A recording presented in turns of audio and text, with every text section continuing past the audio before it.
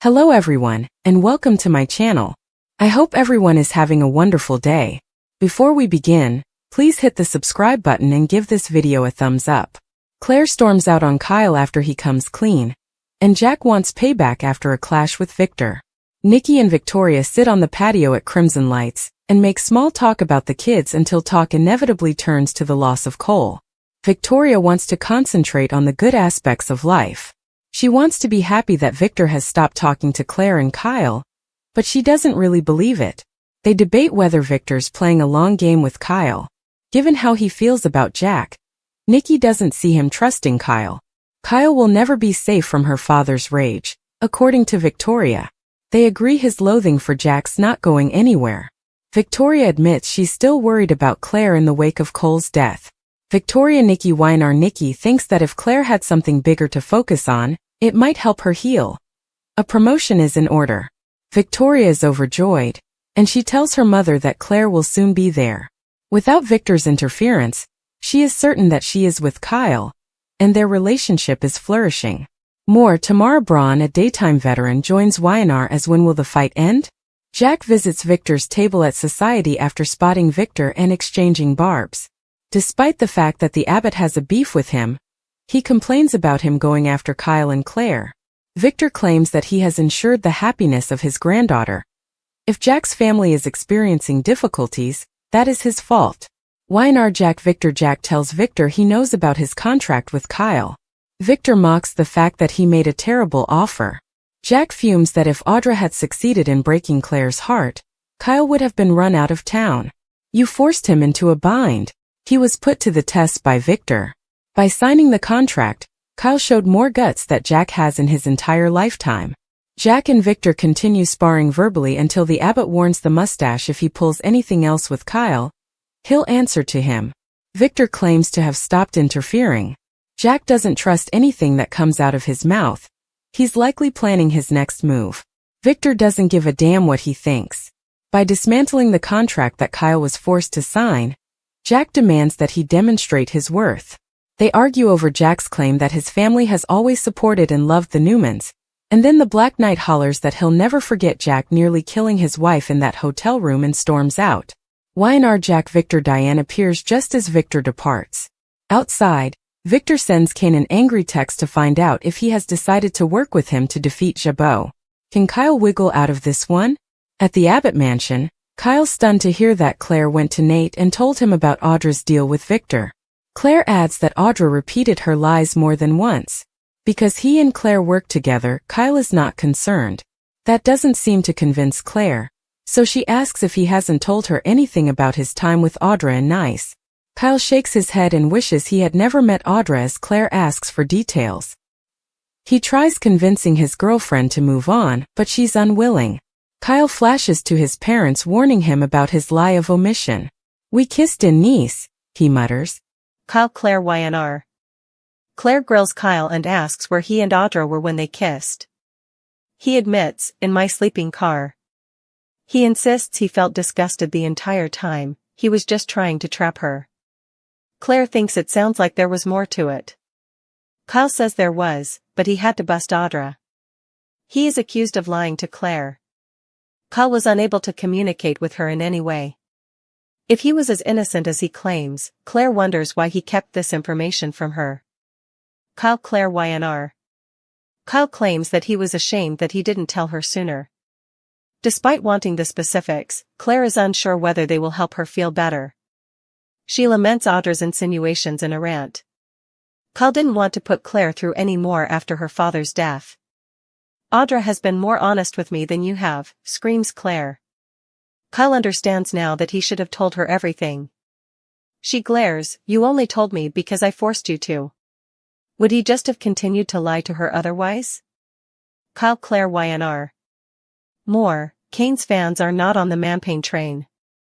Kyle protests that he didn't want to upset her after Cole dying. Claire informs him that he's given her a reason not to trust him, she doesn't know how to handle this. Kyle vows that everything he did was to eliminate the threat Audra posed. Claire's not sure he didn't make things worse. Claire's not about making him feel better right now and walks out. Claire Kyle YNR. More, Is Holden going to cheat on Claire? Why do Diane's concerns multiply? At society, Jack rants to Diane about his run-in with Victor. They discuss whether their son is safe and the contract he has with Kyle.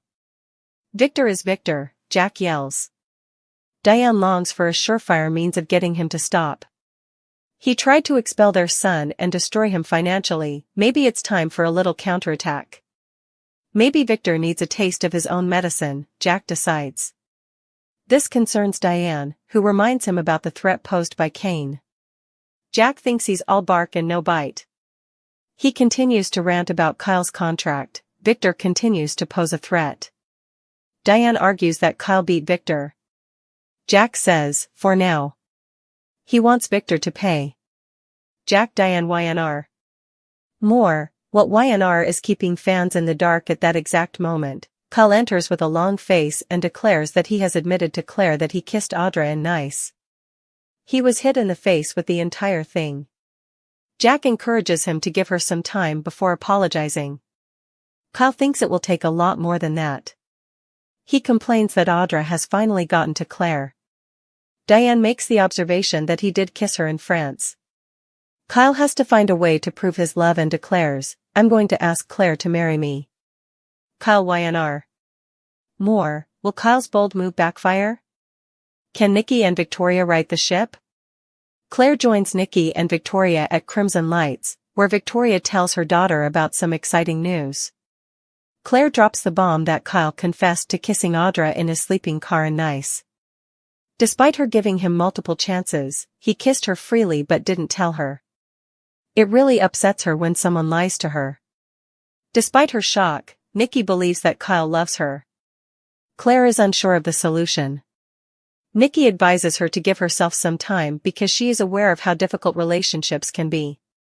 YNR Victoria tells Claire to do nothing right now after Nikki has left. She should ask herself if she cares enough about Kyle to give him the benefit of the doubt in this situation. Jordan is the reason Claire can't stand deception or secrets. She is unable to forgive him at this time and needs to settle down before making a decision. More, Tucker McCall's back, but not how you think. Victor is serving a drink when Nikki arrives at the ranch. She wonders whether he and Kyle are actually at peace. Victor says that there is. Nikki asks if this was really a test or if he suspected from the beginning that Kyle would break Claire's heart. The mustache admits that he thought Kyle would hurt her, but he's changed his mind because he fought back against Audra's temptation, which he respects. More, Joshua Morrow discusses the possible consequences of Fick. Nikki thinks her husband's dislike of Kyle had more to do with Jack. Victor acknowledges that he will never love the abbot. Nikki fumes that this feud has to end. Stubborn as ever, Victor declares the war will never come to an end. Claire's answer to Kyle's marriage proposal. The Young and the Restless spoilers for Monday, September 1st reveal Claire Newman's reaction to Kyle Abbott proposing and promising to be a husband. Kyle's evening with Claire will come with plenty of unexpected moments, so here's what YNR fans can look forward to. Kyle will prepare a romantic meal at the Abbott mansion with candles and other thoughtful touches that Claire might enjoy. Kyle will still want to make Claire feel special despite the fact that he won't have time to plan an epic marriage proposal. Naturally, Claire will interpret this as merely a dinner to discuss their issues. For Claire, the goal will be to hear Kyle out and voice more concerns of her own so they can hopefully find a path forward. However, it'll eventually become apparent that Kyle's got a very different idea of how this night should go. Kyle will make a big speech about his love for Claire and will try to prove his level of devotion. After Kyle pulls out the engagement ring box and opens it, Claire will be thrown for a loop. Claire will have a hard time accepting the news that Kyle is proposing to her, especially given that they just had a big fight. It doesn't look like Claire will approve of Kyle ambushing her like this. It will feel more like a reaction to all of Audra Charles's drama than a necessary next step. It's possible that Claire will be enraged by Kyle's extravagant act and come to believe that he is merely trying to distract her from his betrayal. It may feel manipulative and completely inappropriate from Claire's point of view. Naturally, Kyle will do whatever it takes to convince Claire of his love and commitment. Will Kyle win Claire over or crash and burn on this whole proposal plan in the end? As for Audra, she'll face more pressure from Nate Hastings and will finally get honest about her role in Victor's breakup scheme. Audra will spill all and pour her heart out in the coming episodes, but will it be enough to save her romance with Nate? Kane Ashby, on the other hand, will keep secrets from Lily Winters, who recently watched his moving video. Will Kane and Lily experience a thaw as a result? Will Lily vow to help Kane with the twins despite previously saying he was on his own? Lily might show signs that she's coming around, but more disasters could be looming. Kane isn't really giving up on his Genoa City takeover plans, so hiding them is only going to delay the backlash. In the warm but slightly restless Genoa City afternoon, Nikki and Victoria sat out on the patio at Crimson Lights with steaming cups of coffee in hand, making light conversation about the children, about summer activities, about fleeting moments of normalcy, but beneath their words there was always that lingering shadow of loss, the gnawing ache that came with remembering Cole and the finality of his absence. And as much as Victoria wanted to smile, wanted to laugh at her mother's stories, there was an undeniable heaviness that seeped through her composure, an ache in her voice that betrayed how raw her grief remained, and when the conversation inevitably turned toward the loss of Cole, Victoria admitted that though she longed to focus on life's positives, though she wanted to put her energy into celebrating Victor's supposed willingness to back off from meddling in Claire and Kyle's relationship, she simply didn't trust it. She couldn't, because if history had taught her anything, it was that her father always played the long game, always manipulated circumstances with a hidden agenda that surfaced only when it suited him, and no matter how genuine he pretended to be, she suspected a storm was still brewing beneath his calm exterior. Nikki, who had lived decades navigating Victor's wrath and affection in equal measure, furrowed her brow as she tried to reassure her daughter, but even she admitted that she couldn't picture Victor ever truly trusting Kyle, not with his hatred toward Jack Abbott festering as it always had, and she knew deep down that any relationship involving Kyle would forever be under a microscope, an extension of Victor's never-ending war against the Abbotts. Victoria sighed, confessing that her fear wasn't just for Kyle but for Claire, her daughter who had endured so much pain already, who had finally begun to find her footing after a lifetime of confusion and manipulation, and yet, in the wake of Cole's death, Victoria worried that Claire remained fragile, vulnerable, and that any betrayal, no matter how small, could unravel the progress she had made. Nikki, always quick to strategize, thought that perhaps giving Claire something concrete to focus on, a meaningful step forward like a promotion at Newman, might help anchor her, might keep her mind steady and her heart moving forward, and Victoria brightened at the idea, agreeing that a bigger role could be exactly what her daughter needed, her eyes lighting with the thought of empowering Claire, of watching her thrive rather than spiral, and she mentioned that Claire should be arriving soon, probably after being with Kyle, since she and Kyle had seemed inseparable lately, their romance thriving in the absence of Victor's overt interference, but still, she admitted, she had trouble believing the peace would last because the mustache never truly retreated from a battlefield, not when Jack Abbott was on the other side. Meanwhile, across town, Jack spotted Victor brooding at his usual corner table at society and, never one to shy away from confrontation, stopped by to exchange barbs, his voice laced with disdain as he accused Victor of targeting Kyle and Claire when his real feud had always been with him, and Victor, ever smug, leaned back in his chair and calmly insisted that he had done nothing but ensure his granddaughter's happiness, that if there was chaos in Jack's family, it was no one's fault but Jack's own, a statement that made Jack's blood boil because he knew Victor had deliberately manipulated Kyle through that insidious contract, a trap dressed up as an opportunity, and when Jack called him out on it, Victor smirked, boasting that he had made Kyle a hell of an offer, that Kyle had shown more backbone signing it than Jack had ever displayed in his entire life. Words that struck like daggers and only fueled Jack's fury as he spat back that Victor had backed his son into a corner, that if Audra's scheming had succeeded in shattering Claire's heart, Kyle would have been exiled from the town, branded a betrayer, and it would have been entirely by Victor's design, but Victor, with that trademark arrogance, claimed he had merely put Kyle to the test, that adversity revealed character, and Kyle had passed in a way Jack never could, and as the verbal sparring escalated, Jack warned Victor that if he so much as lifted a finger against Kyle again, he would answer to him directly. Victor waved off the threat, claiming he was done interfering, but Jack, weary of decades of broken promises, sneered that he trusted nothing that came from Victor's mouth,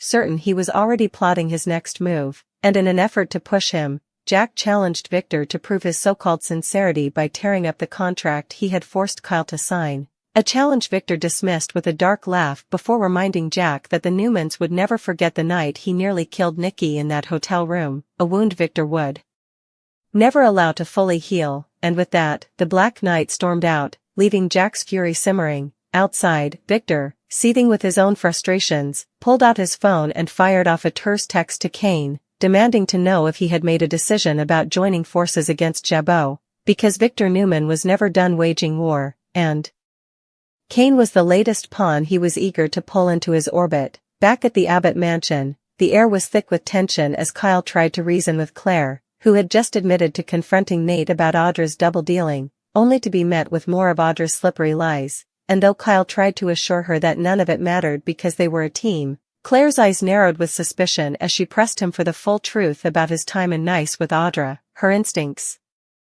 telling her there was something he wasn't saying, and though Kyle shook his head, silently cursing the mess he had made, the guilt gnawed at him until, cornered by her persistence, he blurted out the confession he had dreaded. "We kissed in Nice," the words falling heavy between them like a bomb. Claire's voice trembled as she demanded details, where it had happened, what it had meant, and Kyle, his face pale with shame, admitted it was in his sleeping car, that it had been part of his plan to trap Audra, that he had felt disgusted the entire time, but Claire, raw from grief and hypersensitive to betrayal, couldn't accept the explanation so easily, hearing instead the insinuations that Audra had planted in her mind, and she accused him of lying, of minimizing, of hiding something far worse than a simple kiss. Kyle swore he hadn't told her because he was ashamed, not because he didn't care, but Claire raged that Audra, the woman who had tried to destroy her, had ironically been more honest with her than Kyle had, and that cut him deeper than anything,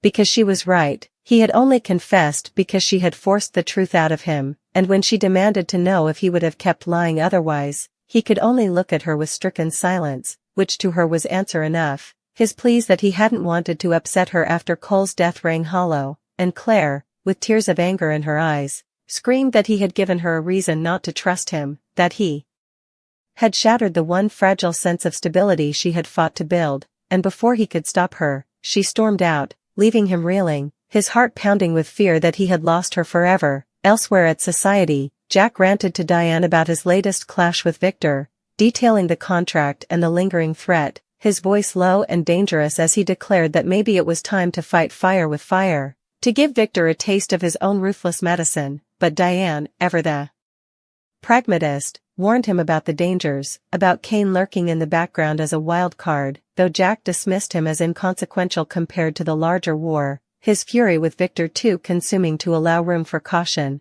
When Kyle arrived, face etched with regret, and admitted that he had told Claire about the kiss and that everything had blown up in his face, Jack and Diane listened as he agonized over Audra's manipulations and Claire's devastation, Diane bluntly reminding him that he had indeed kissed Audra, a truth he couldn't escape, and Jack urged him to give Claire space, to apologize, to fight for her trust, but Kyle, panicked and desperate, declared that it would take more than words, that he needed to prove his love in a way that could not be denied, and with a flash of reckless determination, he announced that he would ask Claire to marry him, a plan that left Diane speechless and Jack torn between admiration for his son's boldness and fear that such a move might only push Claire further away. At Crimson Lights, Claire joined Nikki and Victoria, her face pale, her energy stormy, and when her mother excitedly began to share the idea of a promotion at Newman, Claire cut her off with a bombshell, telling them that Kyle had confessed to kissing Audra in his sleeping car in Nice, that he had kept it hidden despite multiple opportunities to come clean, and though Nikki was shocked, she urged her to remember that Kyle loved her, but Claire, trembling with betrayal, admitted that when someone lied to her, it cut deep, triggering scars from her past she had fought so hard to heal, and she wasn't sure if this was something she could forgive, wasn't sure if Kyle Abbott, the man she thought she could finally trust, hadn't just destroyed everything they had built with one mistake and one devastating omission. Claire sat there at Crimson Lights with Nikki and Victoria, her hands trembling around the warm coffee mug she could barely lift, her eyes darting between her mother and grandmother as she tried to steady her voice enough to explain the chaos inside her. and though Nikki leaned forward with sympathetic eyes and Victoria reached for her hand, urging her to breathe, the words poured out of Claire in a torrent of hurt and disbelief, describing in detail how Kyle had kissed Audra, how he had hidden it even as she gave him chance after chance to be honest, and how the very act of omission felt like a betrayal that shook her to her core. Because after Cole's death she had needed Kyle to be her anchor, her safe place, the one man who would never make her feel like she was being manipulated or lied to again, yet here she was, feeling the same old wounds reopening, feeling like trust was nothing more than a fragile illusion. Nikki reminded her gently that life with men like Kyle was messy, that mistakes happened, that a kiss didn't always carry the weight she feared, but Claire snapped back that for her, honesty was the bedrock of everything, and if she couldn't count on Kyle to tell her the truth, how could she count on him to love her faithfully for the rest of her life? And Victoria, clearly torn between motherly instinct to protect her daughter and her own weariness of watching Newman Abbott wars crush everyone in their path, admitted she was furious at Kyle too, that he should have known better, but she urged Claire not to make any impulsive decisions in the heat of betrayal, that sometimes the very people who hurt us were the ones we had to work hardest to forgive if we wanted to build something stronger. Claire's jaw tightened, her chest heaving with emotion, as she admitted she didn't know if she had it in her to forgive yet, because the timing of it all, Cole's death, Audra's taunts, Victor's constant meddling, made the wound deeper than it might have otherwise been, and though she wanted to believe Kyle had kissed Audra only to trap her, she couldn't shake the image of them together, couldn't silence the voice in her head whispering that Kyle had wanted it in some small way, and that poisoned everything.